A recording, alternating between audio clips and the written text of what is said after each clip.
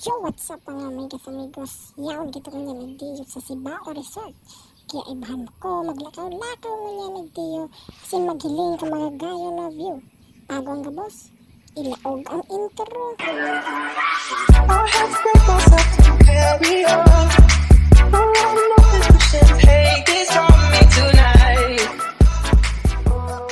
So uni na nga ni, mapuuna kita paglakaw-lakaw nagdiyo sa indang gate. Mayroong tagdiyo ang pagka very nature nila. Kadahol dapat sindang mga tanaman. So, ilang agihan kasi rin sa sindang resort. Ang resort po lang igdi igwang 5 feet, 5.5 feet, tapos 4 feet. Ilang yan. Tapos may iba pang aki. So, yan. Ginagawa kita dito sa paligid ta, palibot.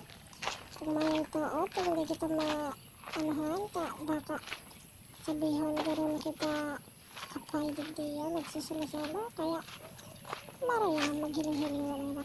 Pinawali, tipagpanin ko dyan sa libo, ang coconut tree kang siba, o kadakol-dakol dyan coconut. Oto may naglalakaw duman, nagdekot gusto, basta yan, naglalakaw siya. Tapos yaraan duman, may naghahalot duman sa kutsinong tugi. May baka pala yan ang sa kuyang aki, asin mga klase niya ito, nag-swimming sinday yun yan sa Sibao Resort. Kaya yan, nagralakaw na sindahan yan.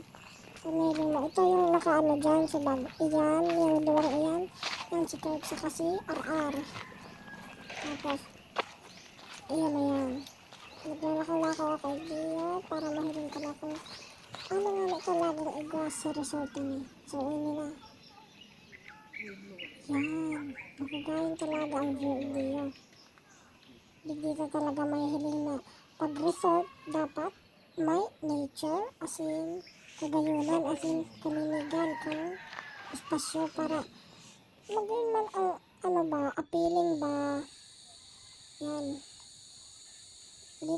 Dito na tayo sa swimming pool nila.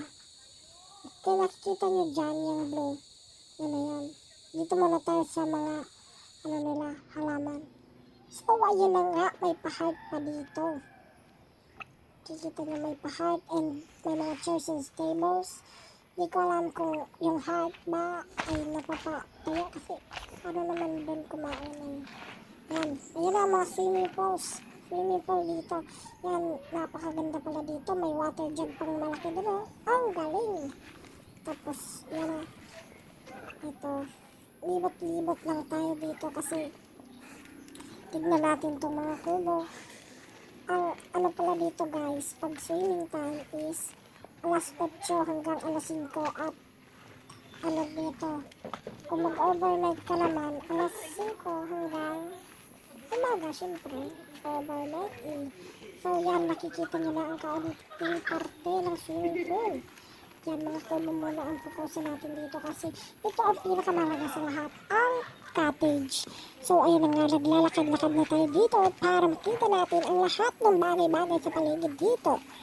At ayun na nga, ayan na.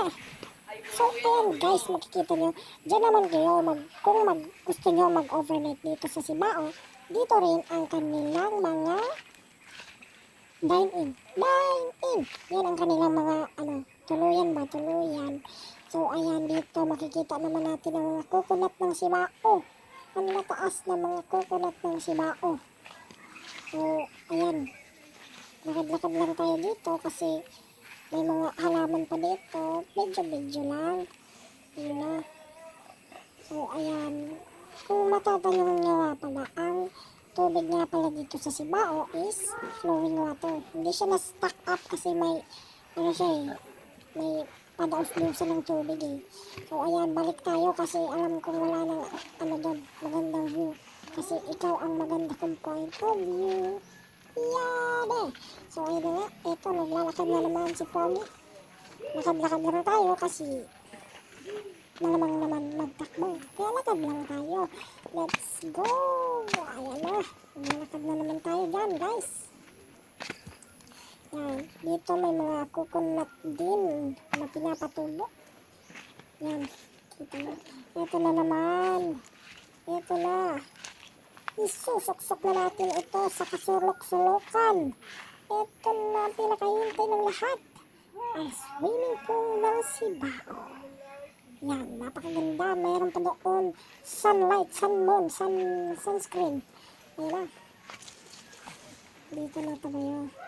Ito, may ano dyan, tubig dyan na ano, bumubuhos. Wala lang, enough na kasi tapos naman ang time.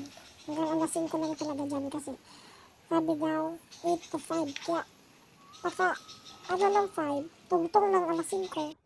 Okay na talaga. Yan na. Ito na ang entrance papuntang swimming pool. Yan.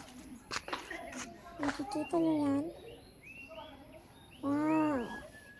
Dito sa pool na to is 4 feet, 5 feet, saka 5.5 feet. Kaya kung mababa ka, okay lang. Lunod ka. Kini! So, ayan na nga. Ito ang swimming pool ng mga pambata. Ito ang pangmatanda. Yan. Malalim dito, guys. Kaya sa mga magsiswim dito, ingat-ingat na lang mga idols. Kasi ito, swimming pool na to ay para lang sa lahat ng tao, syempre. Pero ang pinaka-importante talaga dito is matangkad ka. Kasi kung di ka matangkad, malololod ka dito. Kasi 5.5 feet yan. So, eto na naman tayo. Magpapakita na naman tayo dito ng kanilang CR. At andito pa dito ang mga kukunat. At ayan, mag-exit na tayo kay Unsapam Dugayan. Exit na!